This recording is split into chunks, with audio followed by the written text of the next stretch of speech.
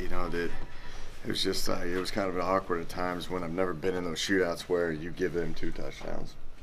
You know, you got to give those kids out there credit. I thought they battled. I thought they fought. I asked them to do that the night before the game, saying that this is going to be our last time to walk out in the Mountaineer field together. And I thought those kids put everything they had into it, and it just was unfortunate the way that it comes down to 2 fumbles and, you know, actually being returned for touchdowns. But, you know, we kept talking about keep playing, and I thought they did a good job at just, you know, bad things happen. They stepped right back out on the field, and they just went out there and fought. And just unfortunate it just didn't end the way that we wanted it to for these guys. Did you like how your offensive line played, even with all the shuffling? I thought Coach Wigg did a great job with that.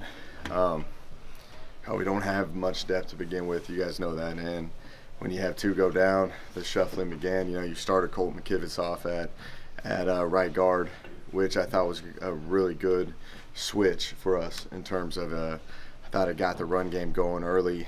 You know, it just gave us that added spark up front. And then unfortunately Kelby went down. You have to bump Colton back out, and then Yanni goes down. And then you have to bump Sills out, which Sills really hasn't had any game reps at the left tackle position, but you couldn't ask for more on how those guys battled. You know, I was just really pleased with the circumstances. We played a lot of different offensive linemen, and they still find some ways to move the ball.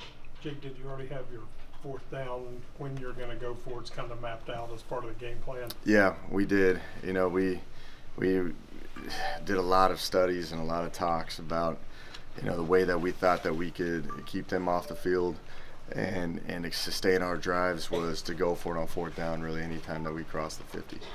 And, you know, we had 4-down mentality the whole time, and I thought they actually we were pretty efficient on 3rd downs just based off of some of those calls and some of the situations we were in. But that was our mentality going into it, that we wanted to go for it on 4th down every time we crossed the 50.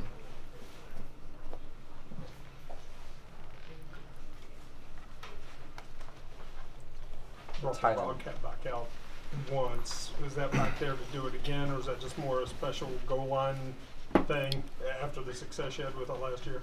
Yeah, just you know, Kennedy's really good at it. We thought it was a time that we could bring that out.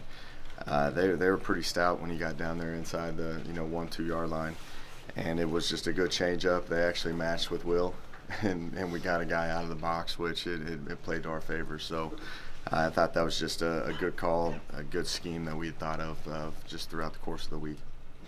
What were you seeing on some of those plays to Jennings down the seam? Was something you saw on tape, or just?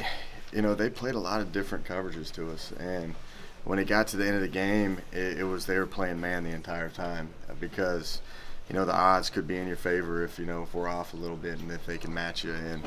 And we knew that Gary is pretty dynamic when he stretches the field vertical, and he had some pretty good opportunities where Will checked a couple of those that we talked about all week. If they decide to play us that way, then we need to expose them down the field, and I thought Will did a really good job at that. He's obviously trying to make plays on those ones that the fumbles are forced, but how often have you had to talk to him this year about just ball security situations like that? Yeah, you know, and the first one, you know, our right tackle trips, unfortunate, but he was trying to evade the rush right there, but he's got to end up just taking that one. You know, the second one, I don't think there was anything he could possibly do on that one. You know, that if we had that ball for a fraction of a second longer, you know, you've got 2 guys running wide open down the field. It was a schemed up play that we had. If you go back and look at it, I don't think anybody was within 20 yards of David Sills on that one. On the touchdown that was taken off in the first half, does Sills need to even be in a position there to try to make that? It looked like it was going the other way. Yeah, it's not even a pick play. You know, it's press man. You know, when you have our splits at times when they're close together, that's naturally gonna happen. You know, and you know, unfortunate that got called back.